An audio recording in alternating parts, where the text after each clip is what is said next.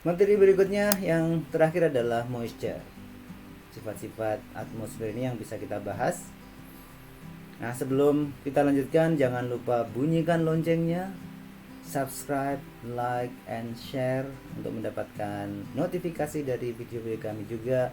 Dipersilakan untuk komen, kemudian berikutnya diskusi di ruang diskusi.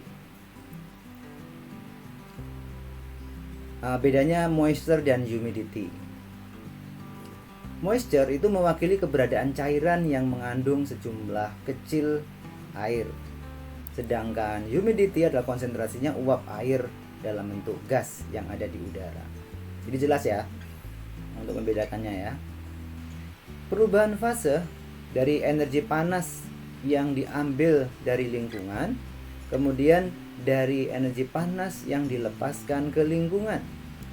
Sehingga terjadi ice di sini berubah menjadi vapor dengan proses sublimasi. Dari vapor ke es itu dari posisi atau endapan. Maka es itu akan mencair jadi cairan, menjadi menguap menjadi vapor. Sedangkan vapor akan jadi kondensasi atau pengembunan, kemudian jadi cairan, kemudian jadi pembekuan, selanjutnya menjadi evaporasi. Bisa dari air laut, kemudian bisa dari sungai, bisa dari danau.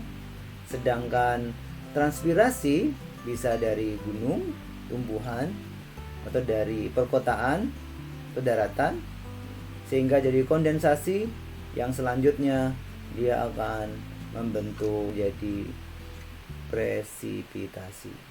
Selanjutnya dia akan infiltrasi ke tanah menjadi aliran permukaan atau sampai air dalam tanah. Nah, di sini ada selanjutnya setelah infiltrasi ini adalah ada perkolasi ke danau, ada perkolasi ke sungai, ada perkolasi ke laut, ada perkolasi ke air tanah.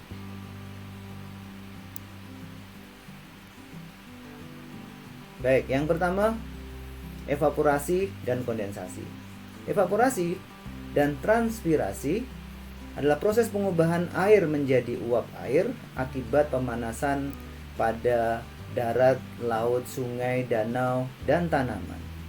Kemudian terjadi kondensasi, yaitu pengembunan atmosfer, yaitu proses pengubahan uap air menjadi air karena pendinginan atmosfer.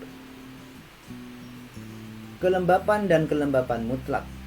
Jumlah air yang sebenarnya hadir di atmosfer. Kelembapan relatif, rasio antara jumlah air yang tersedia di atmosfer dan jumlah uap air yang ada yang dapat tertahan pada suhu tertentu. Bentuk kondensasi adalah dew frost, fog, dan mist cloud. Moisture dew ditetapkan dalam bentuk tetesan air pada batu, rumput, dan tumbuhan, daunan, dan seterusnya. Kondisi ideal adalah langit jelas, udara tenang, kelembapan relatif tinggi, dingin, dan malam panjang. Frost adalah moisture dalam bentuk kristal es. Ketika kondensasi berlangsung di bawah titik pembekuan, kondisi idealnya adalah langit jelas, udara tenang, kelembapan relatif tinggi, malam dingin dan panjang, suhu udara di bawah titik pembekuan. Fog dan mist fog adalah cloud yang dasarnya dekat dengan tanah. Bentuk mist ketika naik udara hangat atas lereng memenuhi permukaan dingin. Perbedaan mist dan fog bahwa mist berisi moisture lebih banyak daripada fog. Selanjutnya adalah cloud, sebuah tetesan air yang dibentuk oleh kondensasi uap air di udara bebas.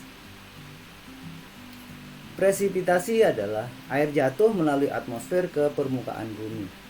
Salju jatuh adalah presipitasi, bentuk potongan halus kondensasi salju berlaku di bawah titik beku kelembapan, dibersihkan dalam bentuk kristal heksagonal. Bentuk kristal ini bentuk salju. Rainfall, presipitasi bentuk air kondensasi berlangsung di atas titik pembekuan. Sheet frozen raindrops refrozen, salju melt, air lapisan hangat, udara terbuka di atas tetesan hujan, lapis dingin yang meninggalkan lapisan hangat terhadap udara dingin di bawah. Akibatnya mereka memperkuat dan mencapai tanah sebagai palet es kecil, tidak lebih besar dari hujan tetes dari mana mereka bentuk. Hailstone, tetes hujan setelah diterbitkan oleh awan, awan menjadi padat, menjadi potongan padat kecil dari batu es. Hujan es jatuh dibangun oleh arus konveksi yang kuat. Mereka dapat didinginkan dan dikuatkan dan jatuh. Jenis-jenis hujan yang ada di Indonesia menurut tagar.id, ada hujan konveksi, hujan orografi, hujan siklonik, hujan frontal, hujan muson, dan hujan buatan. Baik, yang pertama adalah hujan konveksi atau hujan zenital. Adalah hujan yang terjadi karena udara uap air naik secara vertikal atau konveksi. Misalnya di sini ada angin 0 derajat, angin zenital.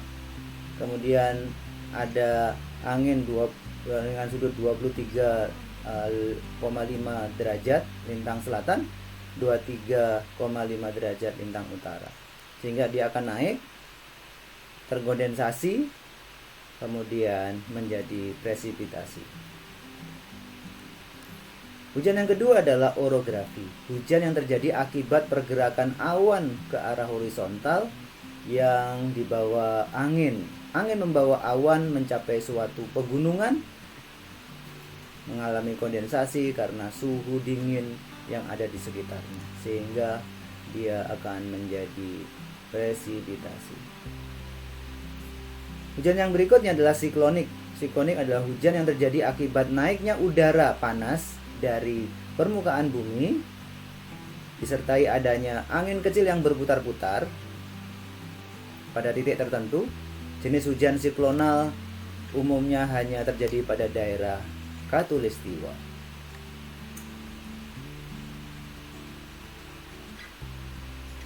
Nah, ini akan mengakibatkan hujan lebat.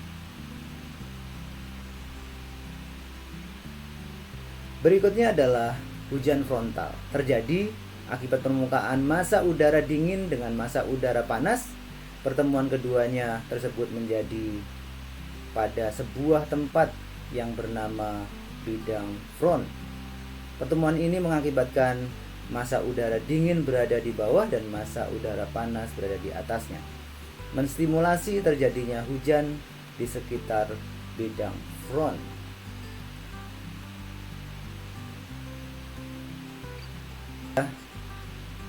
Perhatikan di sini. Hujan muson diakibatkan pengaruh angin muson.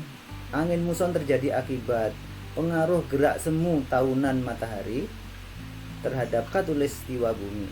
Di Indonesia, jenis hujan ini terjadi pada Oktober sampai April atau sampai Maret. Sementara di kawasan Asia Timur terjadi antara Mei sampai Agustus. Karena siklus angin dan hujan muson inilah kita mengenal adanya hujan dan musim kemarau, musim hujan dan musim kemarau.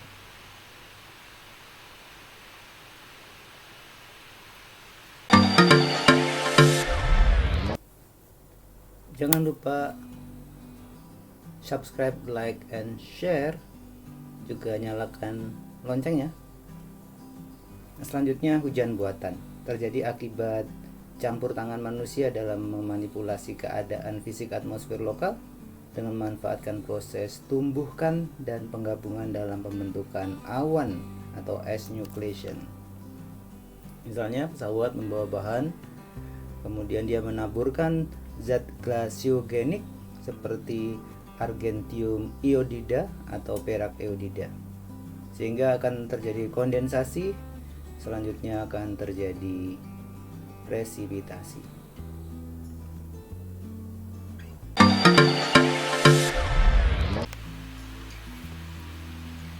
Properties atau sifat-sifat atmosfer yang bisa kita simpulkan di sini bahwa dengan naiknya ketinggian akan mempengaruhi pressure, temperatur, dan density. Sehingga tergambar di sini adalah density, kemudian ini adalah pressure, kemudian ini adalah temperatur. Temperatur dengan linear, kemudian dia berhenti di ketinggian tropopause sampai stratopause, selanjutnya dia akan berubah. Di sini konstan, kemudian dia berubah. Sehingga pada hal lain, sifat-sifat atmosfer itu akan mempengaruhi viskositas, humidity, wind, dan moisture. Referensi yang kami gunakan diantaranya